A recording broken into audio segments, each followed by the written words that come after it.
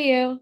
Hi, I'm doing fabulous. How are you? Doing great. So to start, I have been telling everybody this, but I love Ironheart in the comics, and I did not think that I was going to get an Ironheart series as quickly as I did because the comics themselves are not even 10 years at this Yeah, point.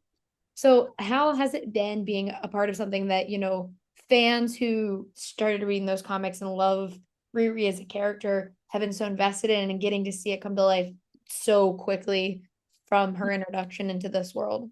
absolutely. I think Riri's like first introduction was it 2016, and then the whole her comic was Mhm. 2018, right? So you're right. Just having this kind of character who's a legacy character from Iron Man, but also this own just fresh take on a Marvel superhero, right? Like you get to see so much humanizing and complexity elements in what Dominique did and in the character in itself. Like to watch a young girl who's struggling with grief, also walking into her who she is as a woman, and with like the super suit, like it's so great. It's such a I love this take that Marvel Studios did with Marvel Comics, and I know the writers, they were really integral in terms of the creative process. So I'm happy that we did what the fans wanted.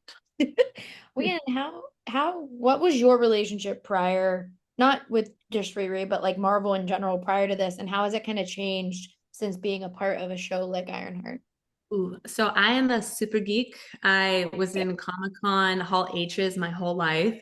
I cosplayed. I pretended to be an elf growing up in Lord of the Rings forums, which isn't necessarily the Marvel universe, but like my geekness spans all universes. Like I'm in Earth 616 and then other universes. But I think that's why this role, like just being in the Marvel, this MCU was such a big deal for me.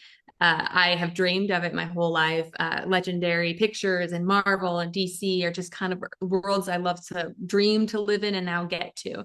So for me, I don't know if the relationships changed because I was a super nerd. I'm still a super nerd, but it's just much more of an honor and a blessing to be in this creative process, to be in the Marvel Cinematic Universe. So, and especially in a show like this, like I worked with Sam Bailey. She was my director, and China Kahaj is just brilliant. Just seeing their writing for creating these women in all elements, whether it was Riri or Sheila Zarati or I mean, Riri's mom, like they were all complex. They all had layers. They were all human women struggling for something. And I love to play those characters. I love playing powerful women, but who have layers and vulnerability, like Veronica from The Chosen or Jasmine from Mayans. Like those are the characters I love to live in. So it's nice that Marvel's creating a complex female narrative for its characters.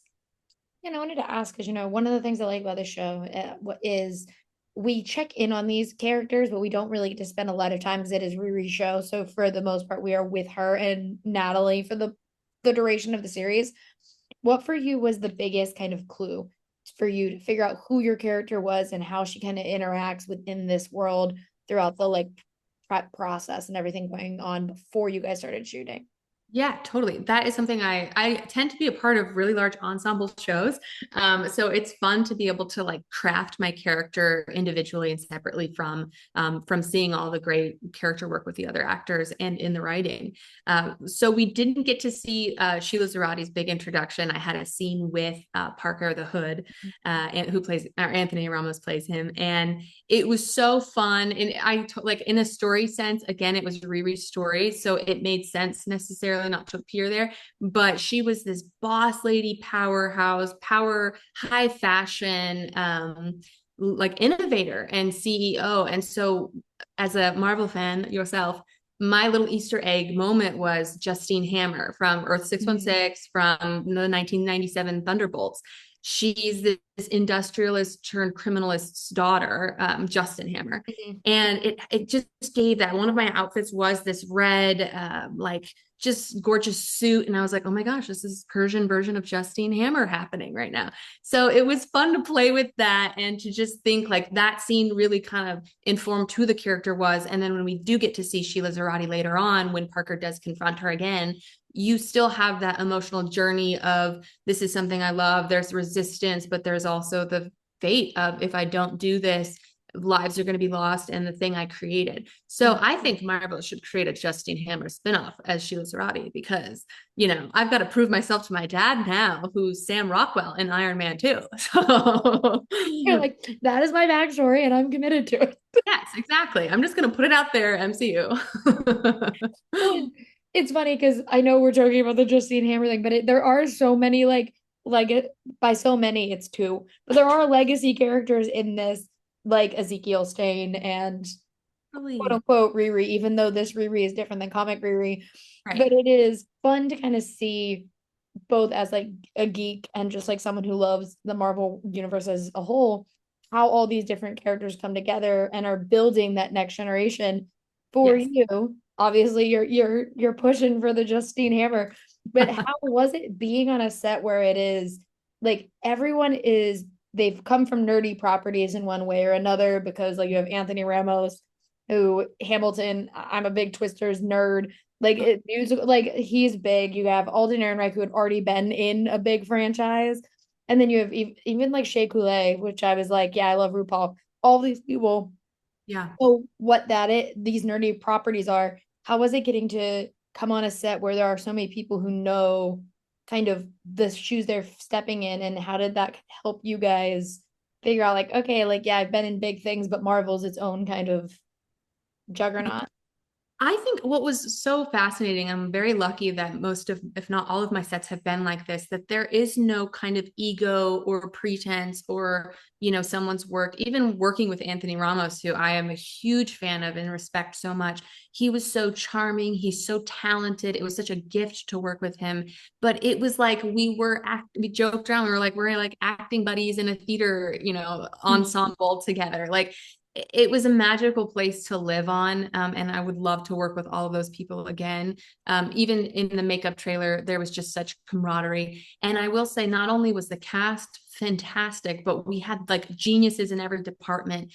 Terrence, who did wardrobe, built like Sheila Zarati, like a whole 3-week ensemble of just these high powered, high fashion dreams come true, which really informs the character, And then our hair and makeup team, Shanika, who was also on Sinners, she came in and just styled everybody to a T. So it's kind of like, you had all these beautiful, powerful power players and creatives, but that were coming together to create a new kind of story with so much information and point of views that created such a beautiful, diverse, and unique show. Like that's what was great, especially as a Persian American.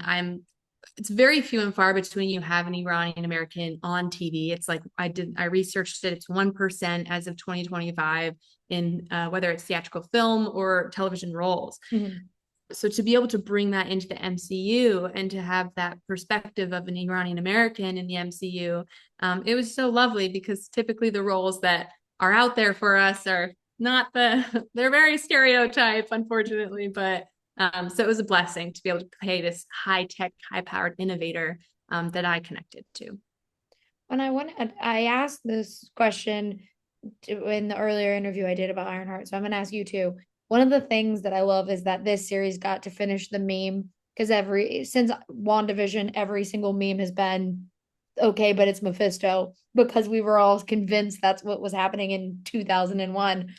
For Yeah. you, I want to know, given what happened at the end of this series and what Riri's decision, if you had to sit face to face with Mephisto and make a choice, either listen to this man who's probably gaslighting you or like risk it all to get that wish to come true, would you do it? Would you do what Riri did, or would you be like, no, no, no, I can't do that? Well, without spoiling it too much, because if Sheila Zarate makes an appearance, there was some extra fun that we did in that regard. But I think as Sheila Zarate leaning into the Justine Hammer side, you're going to make a deal with Fisto. You want to take over the world and lead the masters of evil against the Thunderbolt. Like we're going for it, Rachel. Like, so I think that's the great thing because you can I loved the decision they went that Riri went that decision because it shows a human side. It shows vulnerability. It shows that, for her, it wasn't about power like it was or money like it was for Parker. It was very much about somebody that she loved and figuring out how to grieve properly with such a big loss. So I thought it was a beautiful ending. I loved it, and I loved that Mephisto an appearance because it was really cool. Like that whole storyline, I was like, yeah, We're like, it finally happened. We right. have I was to like, make no the more memes punchline. here. Yeah, like everybody, the memes, the punchlines, like, and just the way that Ironheart brought magic and tech together. Like, I know it's so well balanced in the comics. Like, as a comic lover, like, Mhm. and to see it on screen really starting to come out. I loved Agatha all along. I love how they're bringing in like Doctor Strange and Iron Man. But this for me was like a really, like a true mashup of tech and magic, and whether they come together or butt heads. So I'm excited. I feel like it's going to open a lot of doors for the future of Mephisto and magic and where we're going to go. Even Zelma, I was just like, that part Mhm. was good too. It Oh, was I so love good. her. I love her so much. Me Well, too. for my last question, I want to ask you because you are such a Marvel nerd, and now it's like everyone has that comic that they're like, well, I want to see this in live action. Like, I knew I was never getting Demon in a Bottle, but I really wished that I would have gotten the Demon in a Bottle storyline See, because that was the demon in a bottle was so good. I was like, oh, it's so good, but I also know I wasn't getting it. But do you have those wishes outside of Justine Hammer, just like in general, that you're like, I wish that we would get to see this someday?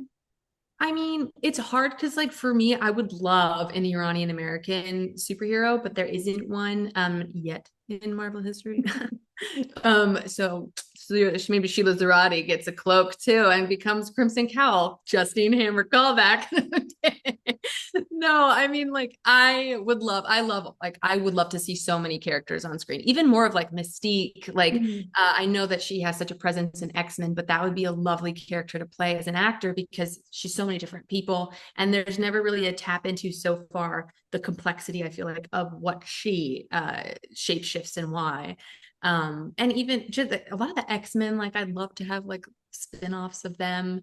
But yeah, I don't know. That's tough because there's so many and I love them all. Well, I can't wait for the day where it is revealed that you are actually Justine Hammer and we just didn't know, and she gets her own show. Right.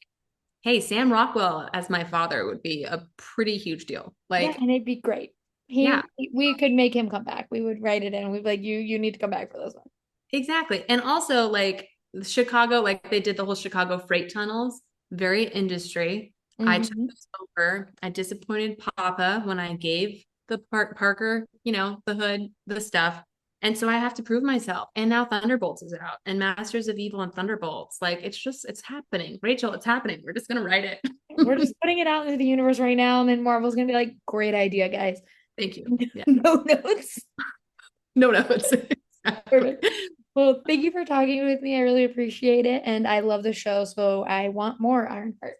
I'm so excited. That makes me so happy, especially talking to somebody who has the same loves as I do. It's just so nice. Um, And great to hear that you love the show because we definitely worked hard on it, every single one of us. So, well, thank you guys for bringing it to me. I really appreciate it. hey, lovely to talk to you.